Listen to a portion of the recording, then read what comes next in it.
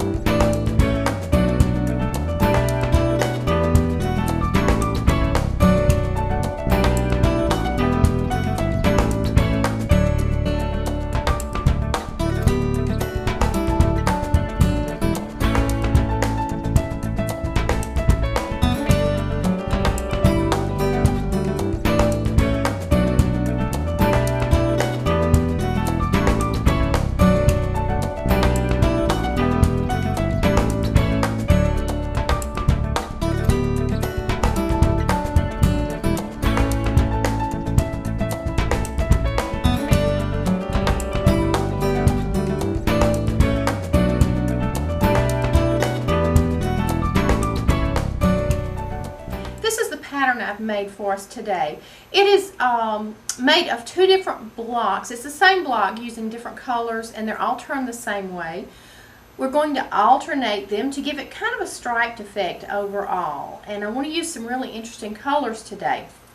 Now the blocks are made from 4 half square triangles that are exactly the same, but you're going to point the two opposite ones out and the other two in on themselves. And this is block 1. Here's block 2. It's just different colors, but it's got the same general piecing. So we're going to do these and alternate them, and it will do our pattern for us. Now if you will pick colors that have some activity going on in them, it will give more action to the quilt and make it look even better.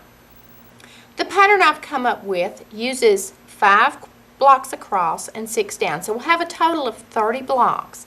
Now we're going to have 2 strip sets. So we need 15 blocks of this one and 15 blocks of this one. For each set, I'll cut a 4.5 inch strip of the light and the dark. For each set, I'm going to get 4 blocks. So I need 4 strips of this light, this dark, and this light. So I need a total of 4 strips of each color. The strips are going to be 4.5 inches wide, and we will sew them together, we will cut them out and we will put them together so that we can cut our triangles at the same time using an OmniGrid ruler. Is the OmniGrid 96L. And this little ruler is a workhorse. I love it. When I cut my 4.5-inch strips, if I were to need blocks from that 4.5-inch strip, I could just use them and then use the same strip and cut my half-square triangles. I wouldn't have to cut a wider strip to make up for the ends of the triangles. So this one cuts half-square triangles out of the same width strip that you cut your blocks out of. So I love this ruler. It's an OmniGrid 96L. There are probably other rulers out there that do the same thing, but when you get a ruler, keep the instructions so you can remember how to use it. And we'll talk about this in just a minute. I'm ready to start cutting my strips now. I want to take my first piece of fabric and I need to square that up. So I want to pick it up by the selvages, get those selvages even, and I've already cut off this one so it's pretty much in shape. I want to make sure it hangs to where there is no blouse down here at the bottom. If you see a bow in it, you need to slide the layers left or right. At the top here, just go left or right as you need to until you get it to hang straight. Then I want to put it down on my cutting mat, flatten it out. I call this hand pressing.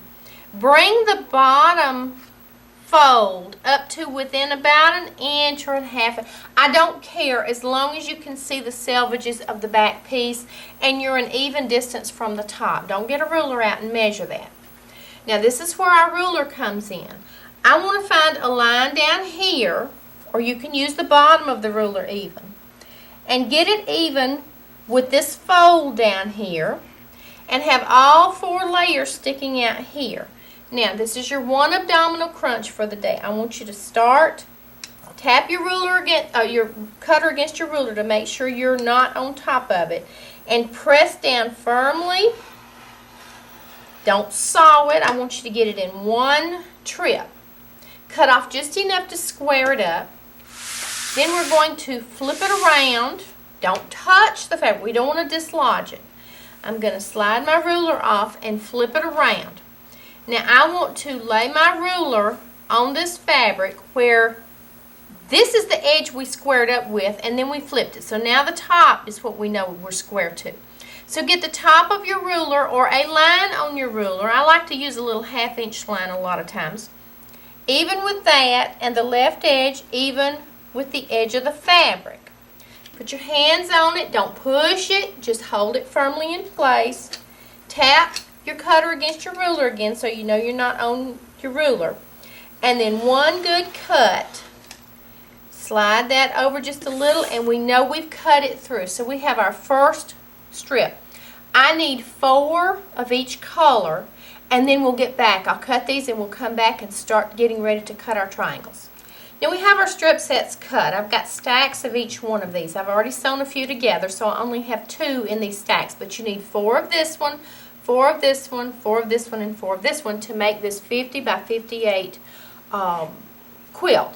It will make a total of 16 of this block and 16 of this block, but we only need 15, so we'll have 2 left for a pillow or something. We'll put it in our scrap pile. We want to take these and make sure we keep the correct 2 together. So I'm going to do all of these and then do all of these, doing my cutting so that we don't get them mixed up. We want to make sure that when we get our blocks done, they look right. So we will go to the ironing board next and get these strips ready. I want to prepare my strips so that I won't have to fight them and I can get the best cuts that I can. I like to press my strips, even use some sizing if you would like, to make them nice and firm. We don't want to have to chase them everywhere. We don't want that crease in the center. And if I had my long ironing board in here, I would be ironing these. I would iron the first one, and then I would iron the second one that I'm going to sew to it, face down exactly on top of it, so that I would know it's going to stick there. It almost magnetizes it. I don't want to see my bottom strip on either side of this. And as I said, you can use sizing if you'd like. Get that strip lined up, put a little steam on it. Now, if you're really confident, we can put more stacks on top. I would layer the blue face up and the gray down. The blue face up, the gray down, and keep doing that. So if you're confident, you can layer more than just the one layer. If you're learning or you're not that confident, then just do sets of 2 at a time. Okay, we're ready to start cutting. Now I've got that special ruler I told you about, and the way you use it is you take the strip that you've cut, but you're going to use the line of the finished block size. So normally if you cut a 4.5-inch strip, I'm going to get a 4-inch block out of that, a finished 4-inch block. So I want to take the ruler and I'm going to line the 4 line at the bottom, and there's a little line at the top, and I don't know if you can see it, but there's a little nose of this ruler that sticks above it, and it's supposed to do that. Now I want to come in for this first cut and get all those rough edges off. So I've got those off. Now I'm ready to make my first cut. Don't let anything move. Now I have cut through 4 layers. I have a dark and a light facing and a dark and a light facing. So I'll get 2 blocks out of that. Now we cut like this. To get our next cut, we rotate it 100. Don't flip it over. Don't do that. We just want to swing it around halfway. Line your 4 along the top. Get the left edge even and get your nose right down here. Here is enough for 2 more sets, a dark, a light, a dark, a light. So we're going to stack those out of the way. Rotate it back the way it started. Line it up on the left side and at the top and at the bottom.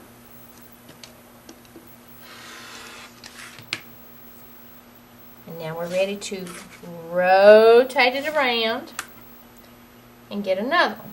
Now do this for all of your strips. You should get 16 of these, enough for 4 blocks out of this set. So keep cutting all the way to the end. When you run out of room on your cutting mat, just bring it up, make sure everything stays lined up, and continue cutting. So we'll cut until we have all of our sets done, and then we'll start sewing. Now we have our pairs together. We ironed them and cut them, and now they're in pairs together. So if you open them up, you'll see a dark and a light. I want to keep them together. I don't want to disturb them. Now one end, if you'll notice, is blunt and the other end is pointed. I don't care which end you start on. Make sure you have that scant 1/4 inch seam that you're supposed to have. If you're not sure how to do that, you can go to my website, and on the front it's got quick tips with the videos, and you can just watch that one thing. Now I want to get all my threads out of the way. I'm going to set my foot down where I know it's on the scant 1/4 inch. Put my hand on these threads. The edges are together. Now I want to make sure the edges of the material ride right at the side of my foot, because that's where my scant 1/4 inch is. If yours is different, make sure that you know where it is and it rides there. I'm going to watch the side so I know where the fabric is supposed to be. I know where the needle is and I know where my hands are, so I want to watch wherever that's supposed to ride right there. So I'm going to start sewing.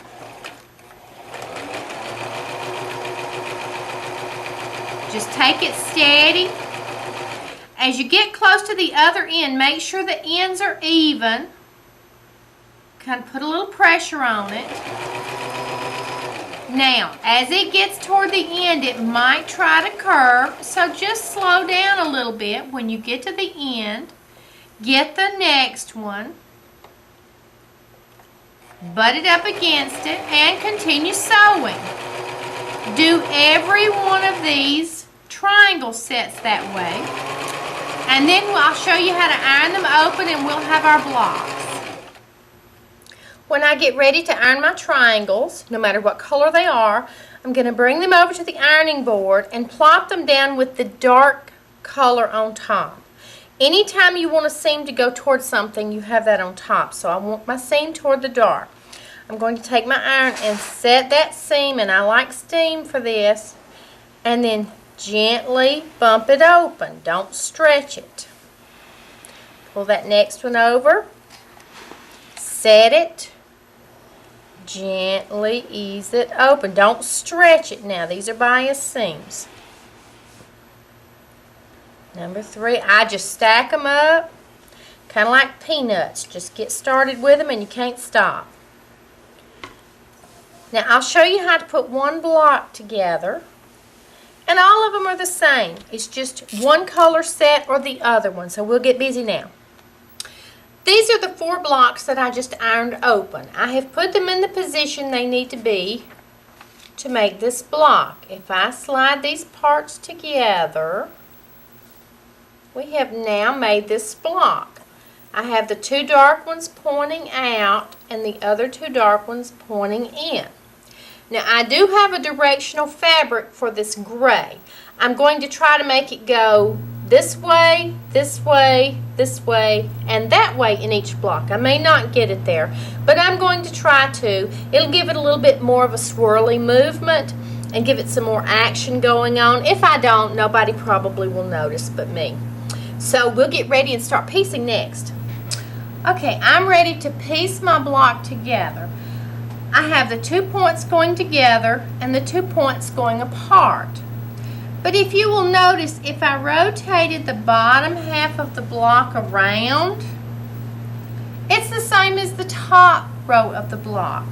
So I can take all of my pieces of my blocks and just stack them in 2 stacks and get them all sewn together. We want to take the one from the right and put on top of the one on the left. Now if you iron these correctly, your seams should be ironed toward the dark fabric, and because both of them have a dark fabric on the opposite sides, your seams should interlock right here and not overlap. So one should go one way and one the other. Then we want to put it under our presser foot with that scant 1/4 inch, hold our threads, start sewing, go down to the bottom end, get your 2 corners, get them even, get the right edge even and the corners even. Tug ever so slightly, don't pull on them, but tug out any looseness there is. Make sure your right edges are even, and sew to the end. Go slow toward the end if you need to so you don't get off track. Take the second 2, put the right one on the left one, get those seams lined up, and they should nestle together, remember. All of them are done the same, so they should all nestle. Do your scant 1/4 inch seam, go down to the bottom, get them even, and sew to the end. Now I just line these up and chain all of them of one color through and then all of them of the other color through. Use your cutter on your machine. It saves you hunting your scissors and it's very quick. Now I'm going to iron these seams. I'm going to lay it down, set the seam where this dark one is on top, and press it open on both of these, and then I'll be back.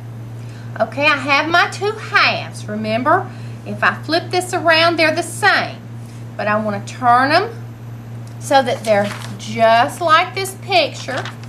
I have my opposite points out and the other 2 points in. Now I'm just going to flip it sideways so I can work with it.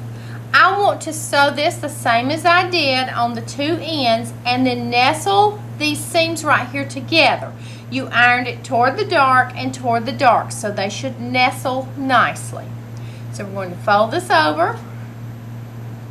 And as I said, you can chain piece all of this and get this done in a hurry. This is a great quilt to use up scraps if you want to.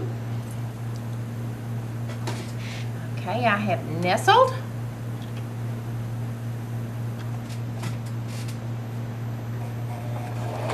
Start it. And then come down here to the center and I start getting those lined up. Keep that right edge where it should be for your scant 1/4 inch. As I sew toward my seams in the middle, sometimes I will use my seam ripper with the blunt end down as a stiletto. So I'm going to get these right, press down with my seam ripper, and sew over them. When you get over them, stop. Go to the other end. Get those seams nestled. Pinch it with your finger. And sew down to that end. When you get down to the end, they should be nestled very nicely. I use my stiletto to hold them in place and sew off. And as I said, I chain these and they go very quickly. I will iron this seam. I'm going to show you how I iron this seam. But my block is shaping up very nicely, so we'll iron it open next. Now, I want to put it on my ironing board. Make sure all your seams are in the right direction. I'm just going to steam it down. I want to get this seam pressed. I'm going to take my iron and bump it open very well. I'm going to get all those little seams open. Now, I have a nice ironed block, but there's a lot of bulk right here. So I want to turn it over and pick it up at this center seam. And I want to come in close for this, so I'm going to stop it for just a second. Okay, I ironed this seam. Then I opened it up, bumped it open, and then I flipped it over. This center seam is what I want you to see. It's where all of those 4 lines come together. I want you to take the left half in one hand and the right half in the other and shake it kind of like a dog does a towel and get just those few stitches loose. Now when I lay it back down, this is the way I had it. Okay. I want to leave this one ironed that way. Let me get where you can see. Okay. This one's going to stay lean the way it was. But I'm going to iron the other one the opposite way, and look, this center will open up and make a little bitty baby 4 patch. So now I have a nice, flat, pretty, perfect seam. This will make your quilts flatter and look nicer and be a lot easier to work with. I got all my blocks sewn together. I showed you how to do one block, so I went ahead and did all the blocks. Next, I want to show you how to sew one of the blocks to the one next to it.